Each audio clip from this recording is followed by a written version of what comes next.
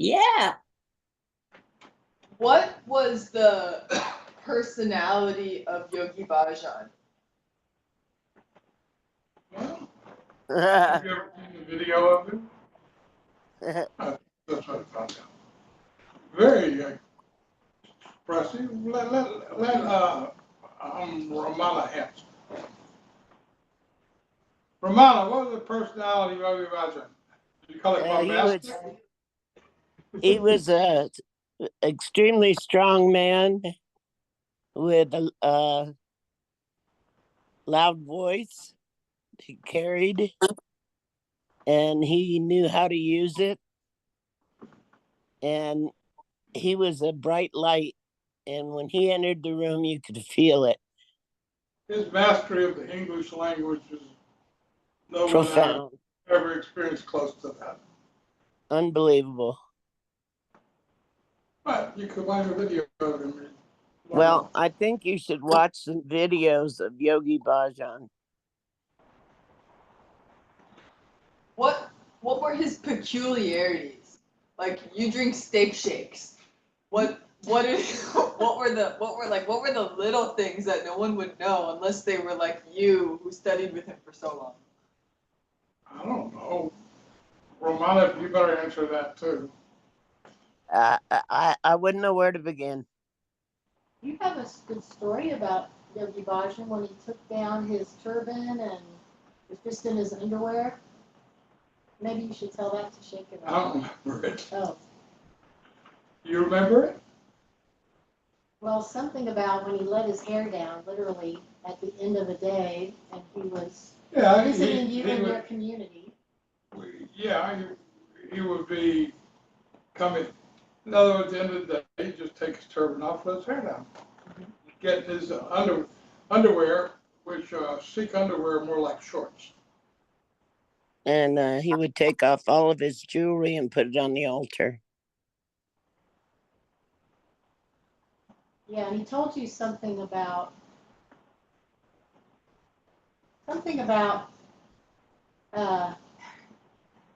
how he had built all of this around him, or however he would express that the Shakti built all of this around him. And something about his longing for a simple, quiet life or something like that. I kind of remember you saying that he confided in you a little tender moment like that.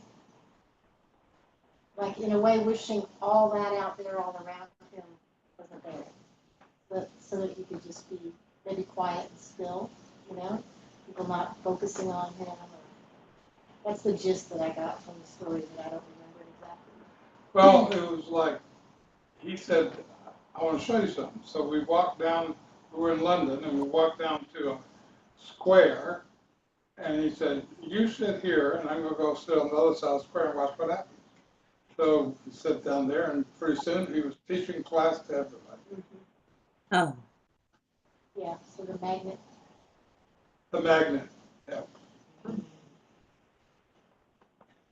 When But before you ask that, I want to say that when Isa Murshid was around him, he started looking like him. looking like, yeah, we do have a similar Aryan figure, like me and him and, that other fellow. And acting like him, yeah. I can tell you a story. Nanda a lot, but I don't know if you're talking about. No, I'm talking about, Hazrat and Icon. You look a little like him too. Yeah. You look like Alpha. it's that Aryan look. Yeah. Yeah. Yeah. I have a story. Go ahead. Let's hear it. Well, I came back from South America, and the first time I saw Yogi Bhajan was at the Denver airport. And then we went to the Denver ashram, and they had a reception for him, and somebody had handed him a bowl of grapes, and he handed them to me, and he said, give everybody one. So I walked around the room and gave everybody a grape. And then I came back to him and I gave him a whole bunch of grapes. And he said, no, just one. The law is equal to all. Oh, how sweet.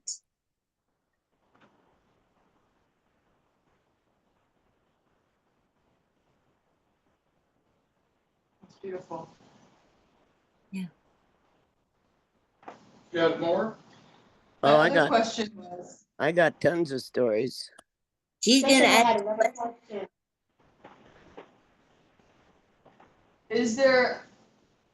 was there ever a relationship or connection between Yogi Bhajan, Hazrat Inayat Khan, and Rudrananda? Those three. I don't think so. I mean, other than that they're all like awake.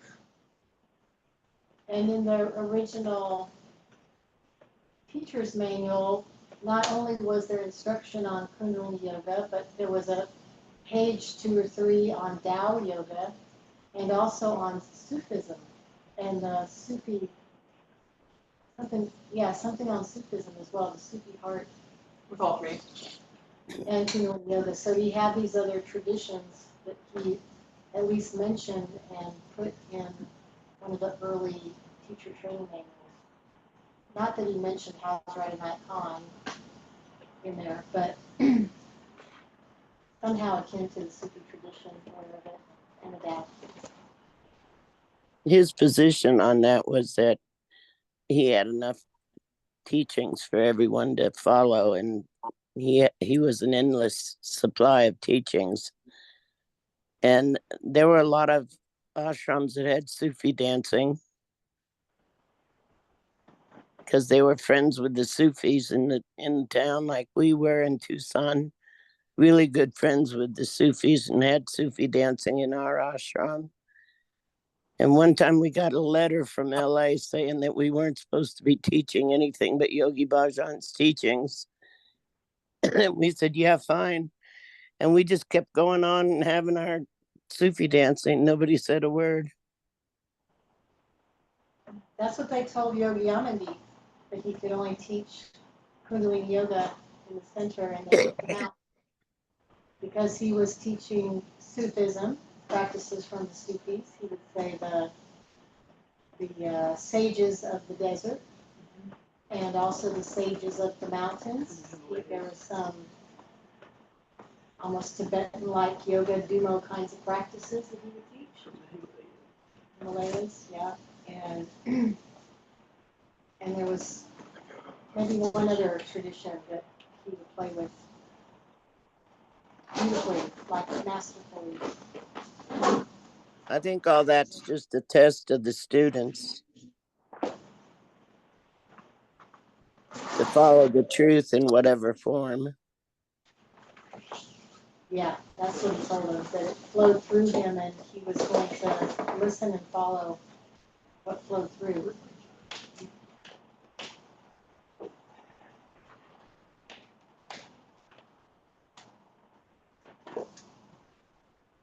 What's that?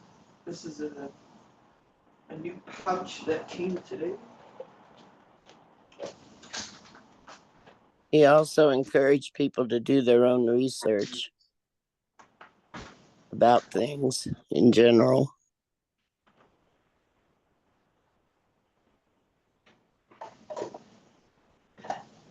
I also know that when it came time for a trip to India, he would personally pay for the cooks in the restaurants to go to India who didn't have money to go and had been doing save all year, and he would personally pay for their trip to India.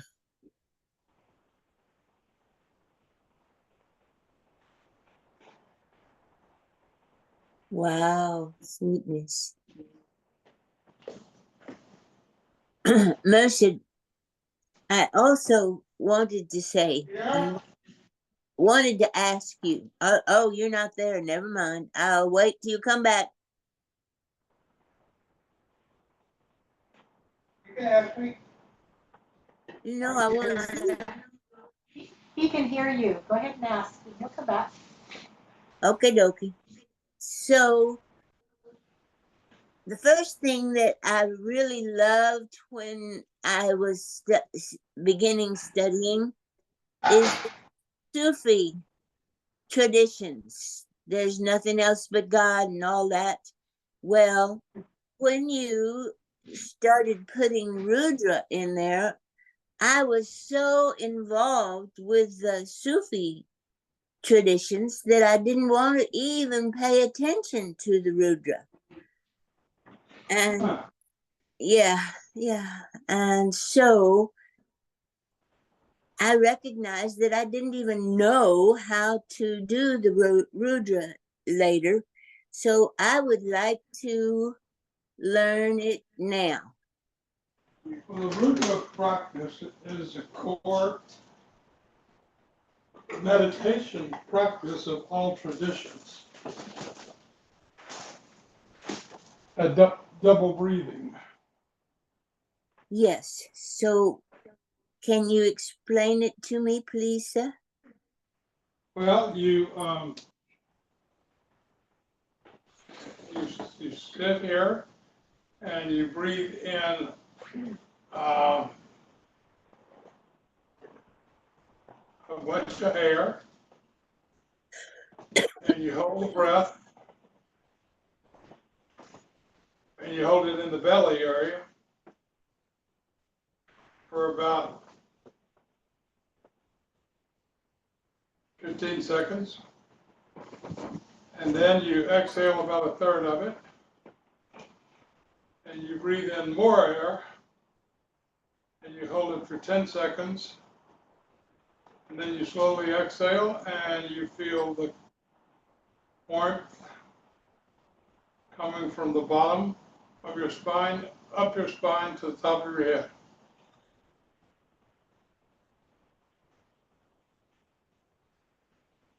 To the top of your head, not to the neck. Well, it goes through the neck, yeah. Yeah, but that is a part of the Sufi thing. Okay. Okay. Thank you. You're welcome. Anybody else have something they want to talk about? Good.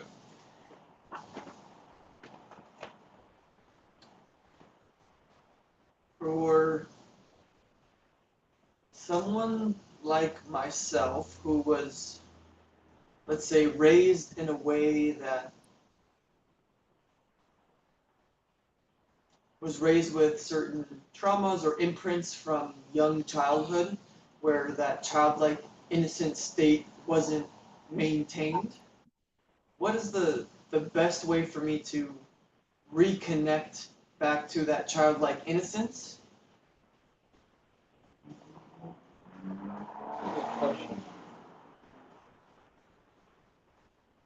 Peter, what's your answer to that? If I could add one thing to that, the reason I observe a lot in myself a seriousness about life, like feeling so serious about life and not feeling as easygoing or in that just very curious, wondrous, childlike state. And so I'm just curious what I can do to either clear whatever's in the way of me reconnecting to that, or just some type of practice or something for me to continue to cultivate more. Say up until now.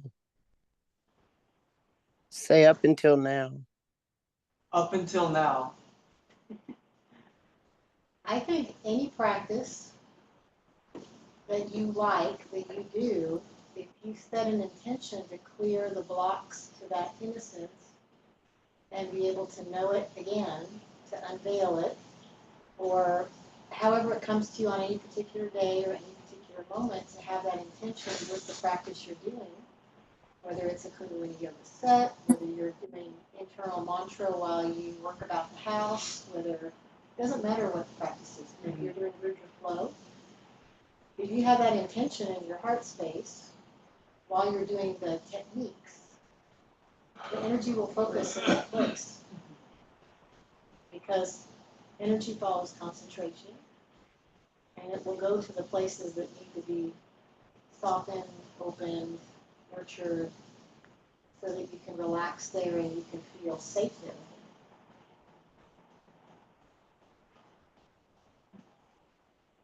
Ask that question again tomorrow night. And let's see what comes up tomorrow night. Okey-dokey. Anytime that you find yourself, I just need to go lay down, and I can make it now. Good. Keep carry on. I'm listening, but I need to go lay down. anytime that you notice something in yourself that you want to work on, or that you want to clear, or that you want to change, or that you're just having trouble just being with, you say the words up until now, and that opens the door for it to change, or open your heart to just being with it and allowing it to dissolve naturally, and to focus your mind and thoughts on the positive realization of the outcome you desire.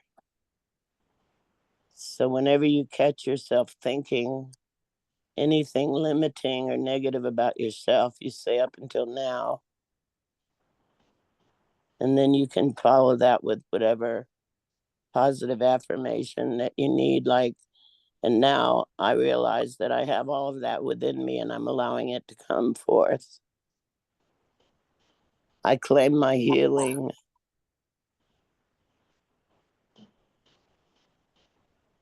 Whatever affirmation you want to put in there up until now is the way to turn the key to manifesting what you really want to have happen.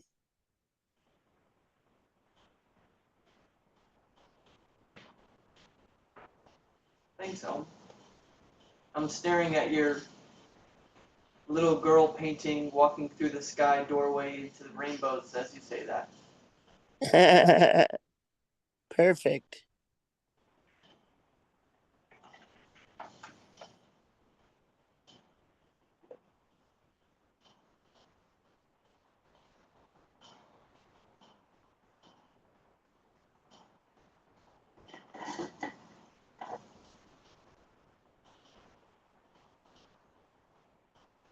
And that painting is an actual experience I had of that from my book. Are we going to hear more of your book? You have to ask Jim. Yeah. Yeah. Okay.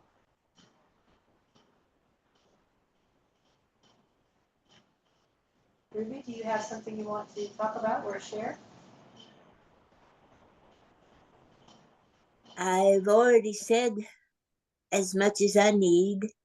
I think Shekina has something else to ask. Is that correct? She asked all hers. So I was Okay. asking Ruby if she had something. I don't, thank you. Okay. And I think everybody else has shared. Is that right? Are you all ready for Lord Shiva? Yeah. Sure.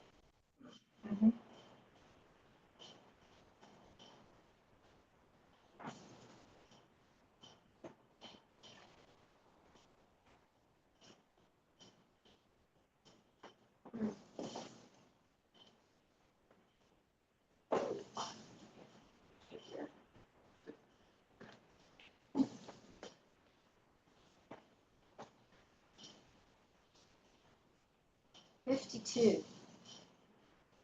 Lie down as dead. Enraged in wrath, stay so. Or stare without moving an eyelash. Or suck something and become the sucking. Lie Oh. down as dead. lie down as dead. Enraged in wrath, stay so. Or stare without moving an eyelash. Or suck something and become the sucking. And become the what? Sucking. The action Oh. of sucking. Okay. So he's giving 4 and 1. I'll read it one more time. There's 4 different instructions or ideas or meditations to go for. Lie down as dead. Y'all know how to do that? Yeah. I would think so. We have corpse pose, right? Yeah. Do nothing. Lie down as dead. Okay? Second one. Enraged in wrath. Stay so.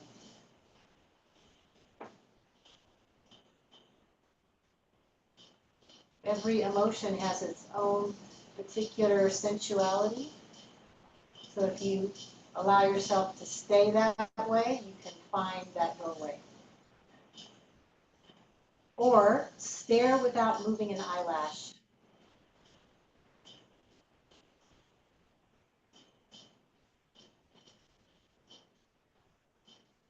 Or suck something and become the sucking.